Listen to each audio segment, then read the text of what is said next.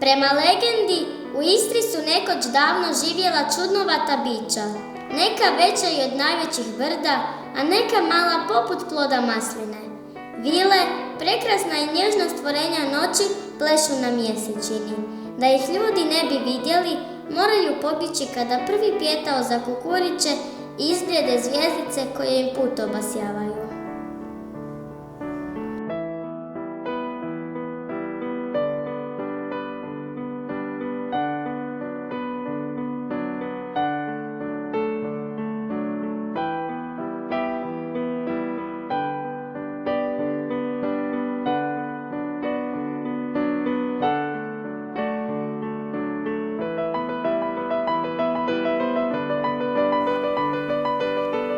Poželjele su vile izgraditi veliku građevinu, skrovište od pogleda običnih ljudi.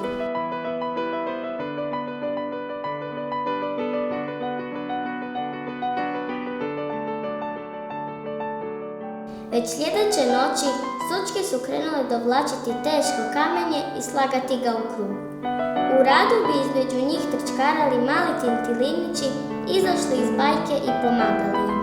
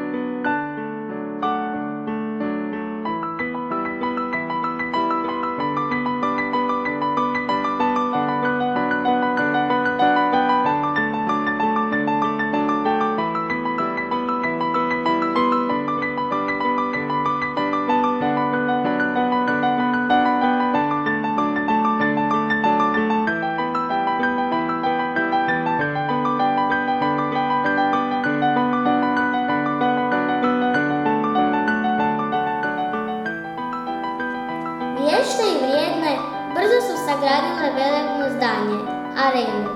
Preostao je još završni pothvat, načiniti krov golemoj građevini, ali... U radu ih je prekinulo kukurikanje prvog pijetla i vidjeli ste, pobjegle su u strahu od daljnjeg svjetla, ostavljajući kamenje razasuto diljem Istre, od Učke do mora, gdje su se taj trenutak zatekle.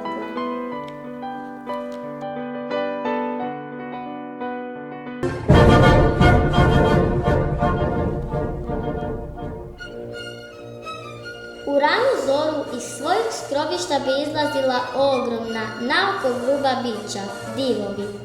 Veliki, dobrodušni i vrijedni gradili su veće i manje gradove u dolini rijeke Mirne, noseći pritom ogromno kamenje kao da je od perja.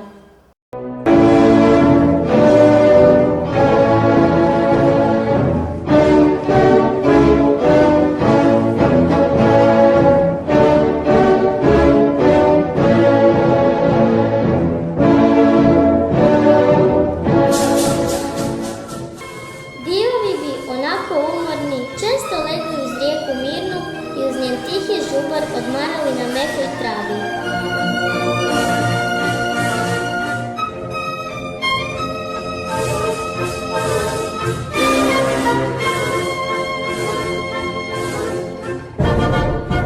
Često bi ih zadirkivanjem probudili očima bijesno slijevajući mali bijesovi, likovi pobjegli iz neke druge priče u koju bi se brzo i vratili.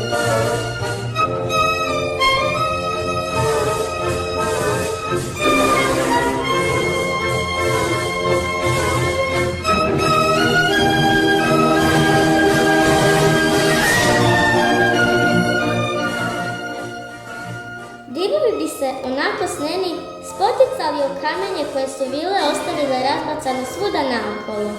Nasmijali bi se znajući da je to vilinskih ruku djelo, te onako dobročudni odlučili od preostalog kamenja sagraditi još jedan gradić, najmanji od svih, Hum.